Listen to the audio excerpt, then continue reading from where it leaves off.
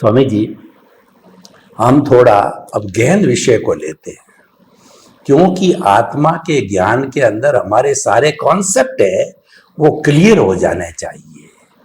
जो हम आत्मा को कहते हैं कि अनंत ज्ञान, अनंत दर्शन, अनंत सुख और अनंत शक्ति वाला है, ये जय सच्चिदानंद है और ये चेतन तत्व है। तो ये सारा जो है आत्मा के लिए क्यों कहा गया है? दूसरी बहुत बड़ी बड़ी चीजें हैं, यानी जड़ पदार्थ है, बड़े महल है, बड़ी चीजें हैं, तो ये सारे गुण जो है वो आत्मा के लिए एक जगह क्यों हुए हैं? और वो कहते हैं कि वो कहीं दूसरी जगह मिलता ही नहीं आत्मा के अलावा। तो ये गुण आत्मा के अंदर किस तरीके से आते हैं और इनके कारण क्या होता है, जबकि वो आत्मा तो अमूर्त है। इन सब बातों का विश्लेषण करके आत्मा की प्राथमिकता को अप्रूव कीजिए, जिसके बिना, वन के बिना सब जीरो का कोई अर्थ नहीं है। मेरा मतलब प्रश्न ये है। जय सच्चिदानंद। सभी श्रोताओं को मेरा नमस्कार। बहुत अच्छा प्रश्न है कि सभी प्रकार की परमानेंट क्वालिटी आत्मा के अंदर है और विनाशी क्वालिटी अवस्था के अंदर या प्रकृति के साथ जुड़ी हुई होती है। ऐसा क्यों है? आत्मा तो वैसे अरूपी है, आत्मा तो रिलेटिव व्यू पॉइंट से अक्रिय है और आत्मा अपने स्वभाव से वो सक्रिय है, जिसमें कोई मन वचन काया रूपी क्रिया नहीं होती है। तो फिर सभी प्रकार की क्वालिटी आत्मा में क्यों बताई गई? बहुत गहन प्रश्न है और सभी बड़े बड़े विचारकों को, धर्मगुरुओं को और स्पिरिचुअल मार्ग में आगे बढ़ने वाले साइंटिस्टों को ये बात समझनी बहुत जरूरी है, ताकि भविष्य में कंफ्यूजन न होवे। आत्मा के अंदर जो भी क्वालिटी है, आत्मा के अंदर जो भी क्वालिटी है, वो क्वालिटी क्वांटिटी वाचक नहीं है, वो क्वालिटी वाचक है। सभी प्रकार के अलग अलग गुण वो क्वालिटी वाचक है, क्वांटिटी वाचक नहीं है। और मन वचन काया में जो दिखता है गुण, क्वालिटी, वो क्वांटिटी वाचक है, वो क्वालिटी वाचक नहीं है।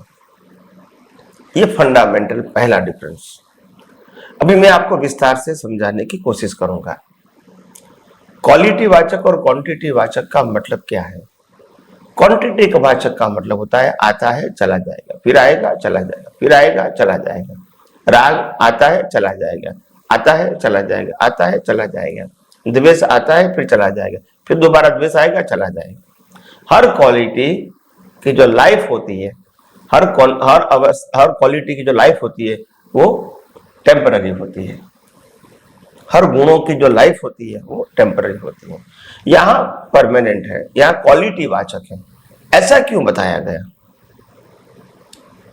तो कहने का मतलब यह है कि क्वालिटी और क्वांटिटी में फर्क यह है, quantity is connected with action and quality is connected with vision. ये फंडामेंटल डिफरेंस है। विनाशी अवस्थाओं को क्रिया के रूप में जाना वो हमेशा टेम्पररी ही होगा, क्योंकि क्रिया के बिगिनिंग और एंड होगी ही। हर क्रिया की आप 50 बार झूठ बोलेंगे तो 50 बार की अवस्था में बिगिनिंग एंड तो होगा ही। तो ये अवस्था कैसी हो गई? विनाशी, टेम्पररी हो गई, विनाशी हो गई। इसके सामने आत्मा की क्वालिटी, आत्मा का गुण वो क्वालिटी वाचक है। मतलब क्या कि 1000 बार प्रकृति झूठ बोलेंगी तो भी आत्मा का ज्ञान जो है उससे मुक्त रह सकता है। ऐसा वो अनंत ज्ञान वाला है। ये जो ज्ञान रिलेटिव सत्य का है उसका टोटल नहीं है उसके अंदर, उससे मुक्त रहने का ज्ञान है। वो क्वालिटी उसके पास अनंत के शब्द में बताई गई। आप जिंदगी में 1 करोड़ प्रकार के कर्म के भुगतान करोगे तो भी आत्मा अलिप्त रहेगा। ये उनकी क्वालिटी है, यहाँ क्वांटिटी का सब्जेक्ट नहीं है।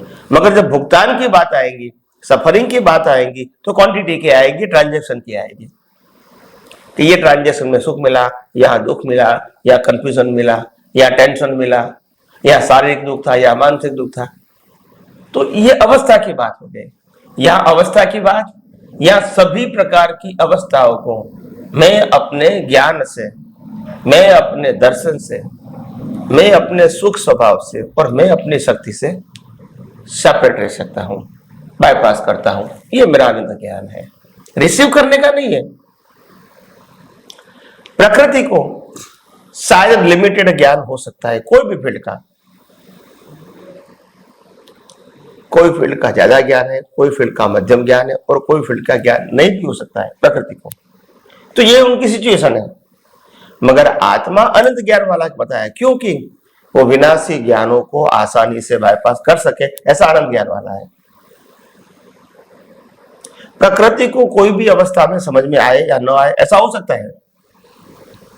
आत्मा के पास तो अनंत दर्शन है। अनंत दर्शन का मतलब उनको मालूम है कि ये भी अवस्था जो है, जो भी सामने दिखती है, वो कुदरती रचना है। उनके लिए कोई ड्युअलिटी नहीं है, अच्छी बुरी नहीं है, लाभ नुकसान वाली नहीं है, और डिटेल में जाने की जरूरत भी नहीं है।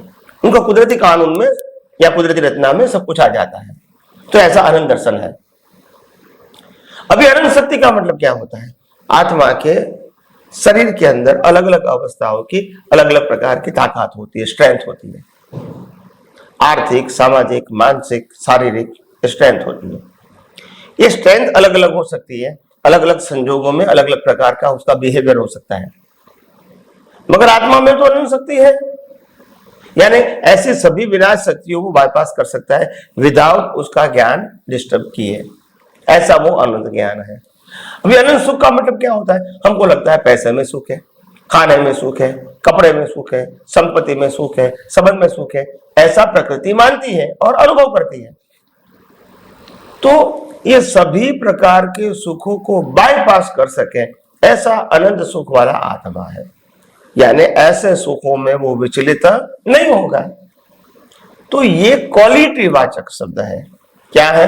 क्वालिटी, क्वांटिटी वाचक नहीं है। और दूसरी बात, ये अनंत ज्ञान, अनंत दर्शन, अनंत सुख और अनंत शक्ति, ये 4 भी है और 1 भी है। क्या बताया? 4 भी और 1 भी। 1 भी है। जब जिसका रोल होता है वो करना है। दूसरी बात, ये जो अनंत ज्ञान, अनंत दर्शन, अनंत सुख, अनंत शक्ति की जो अनुभूति बताता है, वो शरीर है वहां तक है, सिद्ध क्षेत्र में नहीं है, और जरूरत भी नहीं है। ये विनाशी के सामने है, जरूरी है, वहां तो है ही नहीं। तो ये सब बातें हमको समझनी पड़ेगी, तभी आपको ये विज्ञान समझ में आएगा।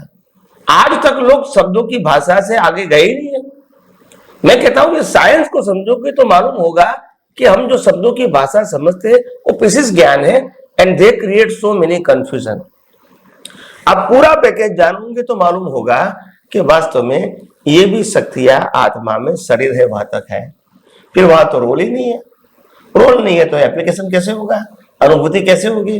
जब वहां कोई लिमिटेड ज्ञान वाला है ही नहीं तो आत्मा कैसे कहेंगे मेरा ज्ञान वाला हूं? सभी आत्मा इक्वल ही है, वो जरूरत वहां नहीं। तो यहां जरूरत है, क्योंकि यहाँ रिलेटिव सत्य की अवस्थाएं अलग अलग प्रकार की है, आती है, जाती है, रुकती है, लंबे समय के लिए, छोटे समय के लिए। तो इसीलिए ज्ञान की जरूरत है, और लोग इसमें कंफ्यूज हो जाते हैं।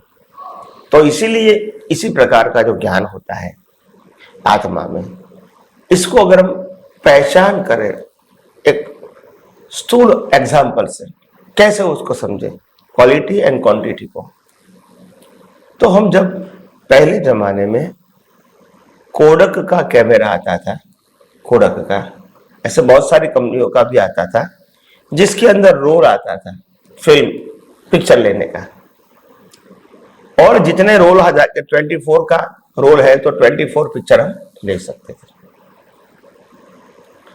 तो इसको हम क्वांटिटी वाचक कहेंगे, पिक्चर भी कहेंगे, मगर कैसा कहेंगे? क्वांटिटी वाचक है, से लिमिटेड। मगर हम जब घर के अंदर मिरर को देखते हैं, 6 बाय 3 फुट का मिरर, उसमें अनंत पिक्चर आता है, फिर भी कभी फुल नहीं होता है, तो ये क्वालिटी वाचक है। मगर वहां सेव नहीं होता है, यहां क्या होता है? सेव होता है। तो अभी आपको समझ में आना चाहिए कि what is the difference between the quantity वाचक एंड क्वालिटी वाचक। क्वालिटी वाचक में कोई परमानेंट नहीं होता है, वो स्वभाव है।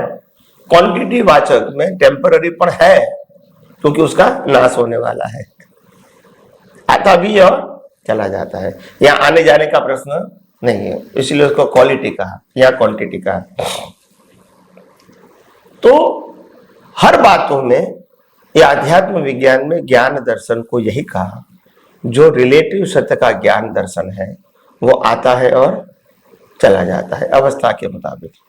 भाई आप किसी के फादर हैं तो बच्चे के सामने आप फादर हैं, फिर आपको पत्नी आ गए तो हम उसके हस्बैंड हैं, फिर हमारे पिताजी आ गए तो हम सन हैं, तो हम तो एक ही हैं। अवस्था क्या होती है? जैसे अवस्था बदलेगी स्टेटस भी बदल, हम तो वही का वही रहेंगे। तो क्योंकि रिलेटिव सत्य में ऐसा होगा, क्या बताया, ऐसा ही होगा। और उसको लोग नहीं समझ पाते हैं और कंफ्यूज हो जाते हैं कि आखिर मैं क्या हूं। तो इसीलिए ज्ञानी भगवान कहते हैं कि आपको रिलेटिव सत्य को आध्यात्म के मार्ग में क्यों अज्ञान बताया, क्योंकि उसी का ही नाश करना है। अगर वो उसको ही ज्ञान मानोगे, आप हर समय कंफ्यूज रहोगे और आप हर समय तनाव में रहोगे, आप हर समय भीख और भय की अवस्थाओं में रहेंगे, आप हर समय कर्तापद और मालिक की भाव की दृष्टि में ही रहोगे। और इसीलिए आपका जो विजन है वो ड्युअलिटी वाला रहेगा। तो यहां विज्ञान में आपको साफ बता दिया कि वर्ण वचन काया उनकी सभी अवस्था दुनिया की सभी व्यक्तियों की कुदरती रचना है। यानी उसमें फिर आपका सब्जेक्ट नहीं रहा। अगर कुदरती रचना है तो हम डिटेल में क्यों जाएंगे? सफरिंग कंपलसरी है, मगर आएगा और चला जाएगा, उसमें हमको काउंट करने की जरूरत इसीलिए नहीं है क्योंकि हमारा कंट्रोल नहीं है। तो हम इसमें जुड़ सकते हैं और नया कर्म बना सकते हैं और इससे अलग रह के मुक्तता की अनुभूति भी कर सकते हैं। दोनों पैरेलल है। तो विज्ञान आपको मुक्त रख के, उसके अलग रख के मुक्तता की अनुभूति करवाता है। ये विज्ञान का रोल है और मैं समझता हूं इस प्रकार का रोल है। तो आपको ये विज्ञान का जितना भी उपयोग करके अनुभव में आना ला सकते, वो ला सकते हैं उपयोग करके। ये दुरुस्ती की बात है, ये क्रिया की बात नहीं है। तो और उसका उपयोग भी बहुत सरल है, मगर समझ के बाद सरल है, बिना समझ सरल नहीं है। तो इतना सरल उपयोग है उसके अंदर कि आप उसकी कल्पना नहीं करोगे। जो रिलेटिव सत्य में जानने के लिए, अनुभव करने के लिए इतने सारे ऑप्शन होते हुए भी आप कंफ्यूज हो जाते हैं और अल्टीमेट ट्रूथ पे आ नहीं सकते हैं रिलेटिव ट्रूथ के विजन से। यहां कोई ऑप्शन नहीं है, विकल्प नहीं है। इसीलिए सनातन सत्य को सिद्धांत के रूप में समझ के वो जागृति रखना आपके लिए आसान हो जाती है, क्योंकि वहां विकल्प या ऑप्शन नहीं है। इसलिए जितने भी अनुभवी पुरुष भूतकाल में हो गए और वर्तमान में भी है और भविष्य में भी आएगा, अनुभवी पुरुष सबका एक ही मत रहेगा कि मुक्ति का मार्ग सहज है, सरल है, सुगम है। सिर्फ दाता दुर्लभ दुर्लभ दुर्लभ है। दाता का मतलब अनुभवी पुरुष। तो इसीलिए मैंने कहा कि आध्यात्म विज्ञान सबसे सरल है, आध्यात्म विज्ञान, और सबसे डिफिकल्ट है रिलेटिव सत्य का ज्ञान। सबसे डिफिकल्ट, उसमें से बाहर निकलना कोई भी व्यक्ति के लिए आसान नहीं है, क्योंकि बहुत सारा विकल्प है। आप कुछ भी करोगे, सामने वाला अलग व्यू पॉइंट देखेंगे, आप क्या करोगे? तो वो तो वही व्यू पॉइंट बताएंगे ना आपको। तो इसीलिए हम भी अपने जीवन में यह अध्यात्म विज्ञान को साइंटिफिकली समझ के अपनी जो आत्मा की जो क्वालिटीज है और जो संसार की क्वालिटी है, दोनों से सेपरेट करके आत्मा की क्वालिटी खुद की क्वालिटी मानो और प्रकृति की क्वालिटी प्रकृति को मानो, विनाशी मानो और अंत होने वाली मानो। तो कोई कंफ्यूजन आपके जीवन में नहीं रहेगा। तो आइए हम सब यही विज्ञान को आगे आगे समझने की कोशिश करें। स्वामी जी, आपका बहुत बहुत धन्यवाद उद्बोधन के लिए। आत्मा और शरीर ये दोनों अविनाशी और विनाशी रूप में हैं, क्योंकि ये शरीर मन वचन काया है, ये अवस्था से जुड़ा हुआ है, क्रिया से जुड़ा हुआ है, और आत्मा अरूपी होने के कारण जो है, निश्चय दृष्टि से अक्रिया होने के कारण वो जो है वह परमानेंट है।